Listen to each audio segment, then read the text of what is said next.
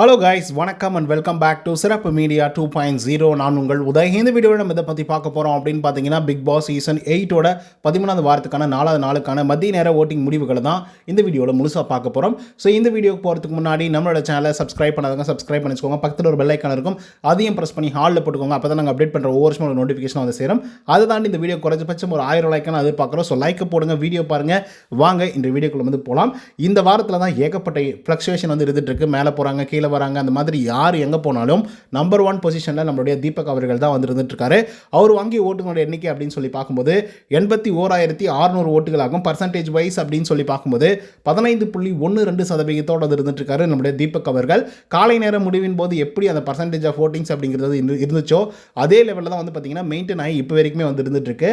ஒரு நல்ல பர்சன்டேஜ், நல்ல வாக்குகள், நல்ல ஒரு பர்ஃபார்மன்ஸும் தீபக் கிட்ட இருந்து நம்ம எதிர்பார்த்துட்டு இருக்கோம். ஸோ மேலும் மேலும் அவர் வந்து பார்த்தீங்க அப்படின்னா டிக்கெட் டு ஃபினாலே டாஸ்க் வந்து விளையாட போகிறாரு அண்ட் ஃபைனல் ஸ்டேஜில் கூட வந்து போகிறதுக்கான வாய்ப்புகள் இருக்குது.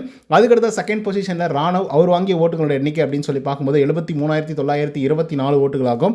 பர்சன்டேஜ் வைஸ் அப்படின்னு சொல்லி பார்க்கும்போது 13.7% வந்து இருந்துட்டுருக்காரு நம்மளுடைய ராணவ் அவர்கள். ஆக்சுவலாக சொல்லப்போனால் கடந்த 2 நாட்களில் ராணவுக்கு வேறு லெவலில் ஓட்டிங்ஸ் வந்து விழுந்தது. பட் இன்னையிலிருந்து இவருக்கு வந்து வாக்குகள் அப்படிங்கிறது வந்து குறைய ஆரம்பிச்சிருக்கு. சொல்லப்போனால் 14%, 14.5% இருந்த ராணுவ அவர்கள் அப்படியே குறைஞ்சு இப்போ 13.7% வந்து வந்துட்டார். ஸோ குறைஞ்சது மட்டும் இல்லாமல் அடுத்து 3வது பொசிஷனுக்கு போயிடுவாரோ அப்படிங்கிற மாதிரியும் யோசனைகள் வந்து இருந்துகிட்ருக்கு. ஏன் அப்படின்னு பார்த்தீங்கன்னா 3வது பொசிஷனில் ரயான், அவர் வாங்கிய ஓட்டுகளோட எண்ணிக்கை அப்படின்னு சொல்லி பார்க்கும்போது 71,504 ஓட்டுகளாகும். பர்சன்டேஜ் வைஸ் அப்படின்னு சொல்லி பார்க்கும்போது 13.25% வந்து இருந்துட்டுருக்கார் நம்முடைய ரயான் அவர்கள். ஸோ ரயான் அப்படியே அசுர வளர்ச்சியில் வந்து பார்த்தீங்கன்னா ஓட்டிங்ஸ் வந்து வாங்கி குவிச்சிட்டு இருக்காரு. ஸோ அதனால் ரயான் அவர்கள் இன்னும் 2000 வாக்குகள் மட்டும்தான் வித்தியாசத்தோடு வந்து இருந்துட்டுருக்காரு ராணுவ விட கம்பேர் பண்ணும்போது. அது எப்போனாலும் மாறலாம். ஸோ நைட்டுக்கே கூட வந்து பார்த்தீங்கன்னா ரயான் அவர்கள் மேலே போகலாம் அண்ட் ராணுவ அவர்கள் கீழே வரலாம். ஏன்னா ரயானுடைய கிராப் அப்படியே கொஞ்சம் அப்படியே மேலே போயிட்டே இருக்குது. அதுக்கடுத்த 4th பொசிஷனில் விஜய் விஷால், அவர் வாங்கிய ஓட்டுகளோட எண்ணிக்கை அப்படின்னு சொல்லி பார்க்கும்போது 66,150 ஓட்டுகளாகும். பர்சன்டேஜ் வைஸ் அப்படின்னு சொல்லி பார்க்கும்போது 12.26% வந்து இருந்துட்டுருக்காரு நம்மளுடைய விஜய் விஷால் அவர்கள். ஸோ இந்த மனுஷனும் பார்த்தீங்க அப்படின்னா கீழே போகிறாரு, மேலே வராரு, கீழே போகிறாரு, மேலே வராரு. இப்போ 4வது பொசிஷனில் வந்து இருந்துட்டுருக்காரு. சொல்லப்போனால் ஜாக்லினை வந்து கீழே தள்ளிட்டு விஷால் அவர்கள் அப்படியே தொடர்ந்து மேலே வந்துட்டே இருக்காரு. சொல்லப்போனால் 6வது பொசிஷனில் இருந்தார், மறுபடியும் 5வதுக்கு வந்து திரும்பி வந்து 6வதுக்கு போய் மறுபடியும் இப்போ 4th பொசிஷனுக்கு வந்து வந்திருக்காரு. அவர் கண்டிப்பாக வந்து மிகப்பெரிய ஒரு ஆட்ஸ்ஆப் வந்து பண்ணி ஆகணும். ஸோ இவ்வளோ ஃப்ளக்சுவேஷன் இருந்தாலும் ஓரளவுக்கு நல்ல வாக்குகள் வந்து வாங்கிட்டு இருக்காரு. அதுக்கடுத்த 5th பொசிஷனில் ஜாக்லின், அவங்க வாங்கிய ஓட்டுகளோட எண்ணிக்கை அப்படின்னு சொல்லி பார்க்கும்போது 65,823 ஓட்டுகளாகும். பர்சன்டேஜ் வைஸ் அப்படின்னு சொல்லி பார்க்கும்போது 12.2% வந்து இருந்துட்டுருக்காங்க நம்மளுடைய ஜாக்லின் அவர்கள். ஸோ ஜாக்லினை பொறுத்த வரலையும் ரொம்ப குறைவான வாக்குகள் வாங்குறாங்களோ. ஃபஸ்ட்டு 2 days மட்டும் நல்லா வாங்கினாங்க, அதுக்கப்புறம் வந்து பார்த்திங்க அப்படின்னா குறைய ஆரம்பிச்சிருச்சு. சொல்லப்போனால் 16% இருந்த ஆள் அப்படியே கொஞ்சமாக படிப்படியாக குறைஞ்சி இப்போ 12.2% வந்து வந்திருக்காங்க. ஸோ இப்படியே போச்சு அப்படின்னா டேஞ்சர் ஜோன் போகிறதுக்கான வாய்ப்புகளும் வந்து இருக்குது. ஏன்னா எந்த நேரத்தில் என்ன நடக்கும் அப்படின்றத சொல்லவே முடிய மாட்டேங்குது. அதுக்கடுத்த 6th பொசிஷனில் பவித்ரா, அவங்க வாங்கிய ஓட்டுகளோட எண்ணிக்கை 61,216 ஓட்டுகளாகும். அண்ட் பர்சன்டேஜ் வைஸ் அப்படின்னு சொல்லி பார்க்கும்போது 11.34% வந்து இருந்துட்டுருக்காங்க நம்மளுடைய பவித்ரா ஜனனி அவர்கள். ஸோ இவங்களும் அட்டகாசமான வாக்குகள் வந்து வாங்கிட்டு இருக்காங்க. இவங்களுக்கு எப்பவுமே வரக்கூடிய வாக்குகள் தான். மற்றவங்களுக்குன்னா கூட அவங்களுடைய வாக்குகள் வந்துடுச்சு, இவங்களுடைய வாக்குகள் வந்துடுச்சு, அது வந்து இங்கேருந்து அங்கே கன்வெர்ட் ஆகுது, அங்கேருந்து இங்கே கன்வெர்ட் ஆகுது அப்படிங்கிற மாதிரிலாம் வந்து பேச்சுவார்த்தைகள்லாம் வந்து இருந்தாலும் கூட பவித்ராவுக்கு வந்து எப்பயுமே ஆர்கானிக்காக ஒரு 50,000 60,000 வாக்குகள் அப்படிங்கிறது அவங்களுக்கே வரும் எப்பயுமே. அதுக்கடுத்த 7வது பொசிஷனில் அருண் பிரசாத், அவர் வாங்கிய ஓட்டுகளோட எண்ணிக்கை 61,079 ஓட்டுகளாகும். பர்சன்டேஜ் வைஸ் அப்படின்னு சொல்லி பார்க்கும்போது 11.32% வந்து இருந்துட்டுருக்காரு நம்மளுடைய அருண் பிரசாத் அவர்கள். ஸோ இவருக்கும் இந்த வாரத்தில் நல்ல வாக்குகள் வந்து விழுந்திருக்கு. பட் இருந்தாலும் இதெல்லாம் பத்தாது. ஏன்னா இதுக்கு முன்னாடி காலங்கள்லாம் 7%, 7.5% வாங்கிட்டு இருந்த அருண் பிரசாத் இப்போ 11%, 12% வாக்குகள் வாங்குறதே பெரிய விஷயம் தான். பட் இருந்தாலும் டேஞ்சர் ஜோனில் தான் வந்து இருந்துட்டுருக்காரு.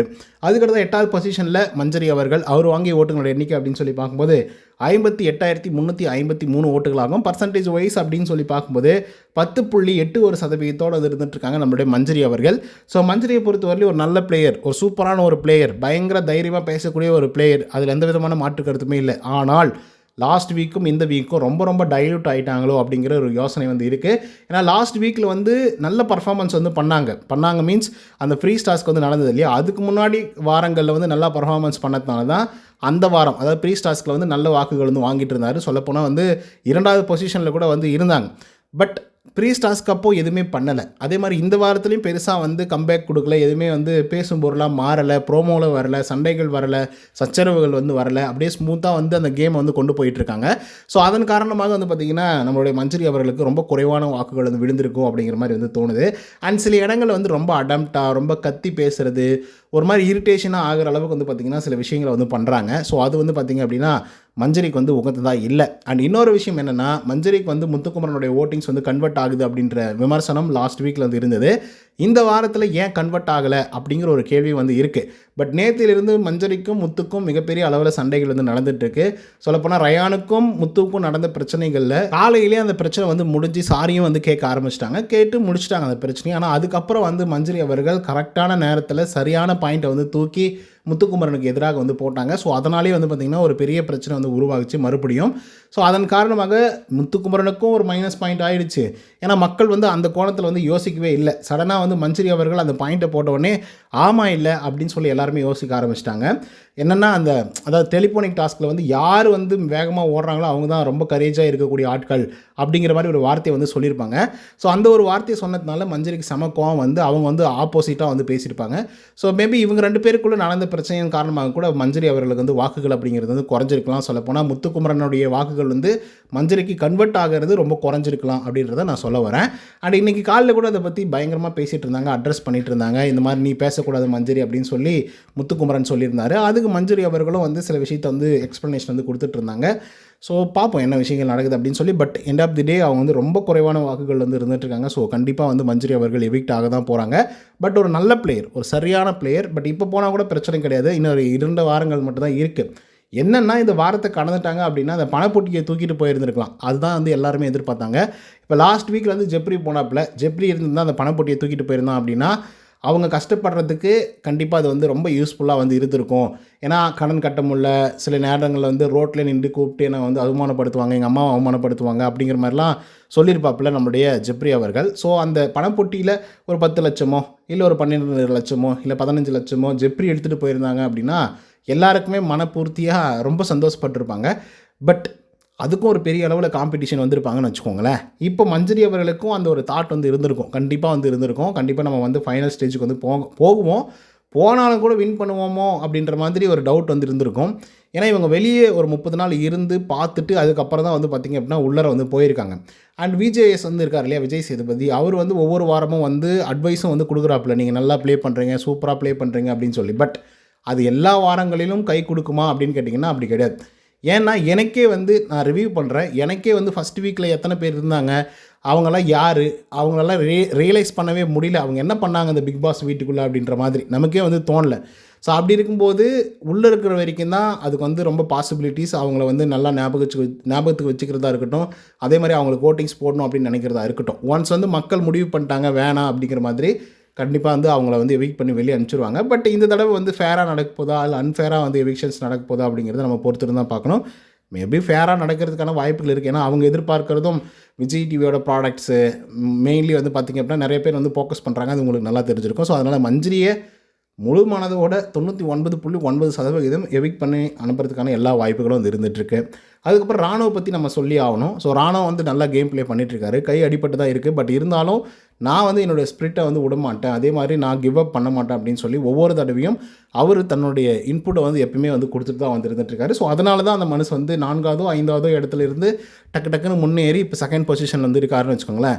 அதுக்கடுத்து அதுக்கு வெயிட் வைக்கிற மாதிரி ரயான் வந்துட்டாப்புல. ரயான் ரியலாக சொல்கிறேன், ரிவ்யூவராகவும் சொல்கிறேன், நிஜமாக சொல்கிறேன், வேறு லெவலில் வந்து ப்ளே பண்ணிகிட்ருக்காரு. அது யார் என்ன விமர்சனங்கள் வந்து பண்ணாலும் கூட இந்த பேரெல்லாம் வந்து ஒரு மாதிரி சொம்பு தூக்குவாங்க, ஐயோ இவன் தான் நல்ல பிளேயர், இவனுக்கு மட்டும்தான் நாங்கள் சப்போர்ட் பண்ணுவோம் அப்படின்னு சொல்லி. அவன் அந்த காம்படிஷனில் கூட வந்து இருந்திருக்க மாட்டான், 0 பாயிண்டில் வந்து இருப்பான். ஆனால் அவனை பிடிச்சிட்டு வந்து தூக்கி வச்சு அப்படி ஆட்டம் ஆடுவாங்க.